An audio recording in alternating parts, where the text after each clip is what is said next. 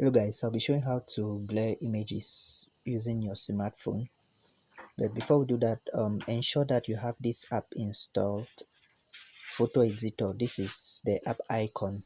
So you go on Play Store and download Photo Editor. So this is the layout of the app.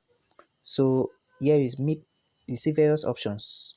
You click on Gallery apps. You click on Gallery to import the photo in which you want to blur. So yeah, I've just downloaded a couple of many photos, some from Pinterest, from Google, and so on. So I'll be taking a photo or an image I downloaded from Pinterest. Okay, now imagine that I want to blur this photo, this watermelon. Imagine I want to blur this watermelon. I'll choose this watermelon.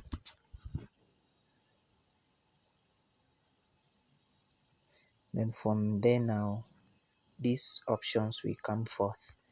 So if you look here, you have two effects, right? You have effects and you have effects 2. This one, this is the first effect, this is the second effect. So I'll choose on the first one. I'll navigate through these options and go to, so this is a blur option. So for me, I can regulate. Yeah, if I want it to be blur excessively, then I just increase. Then if I want it to blur to some level, just regulate here.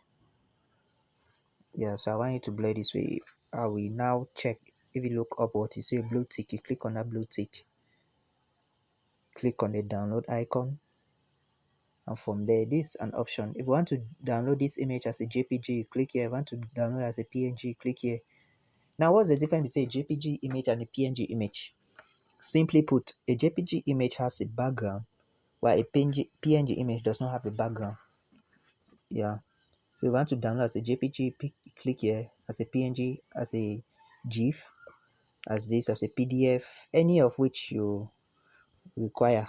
So I want to download as a JPG. So I'll just click on this. Now click on gallery.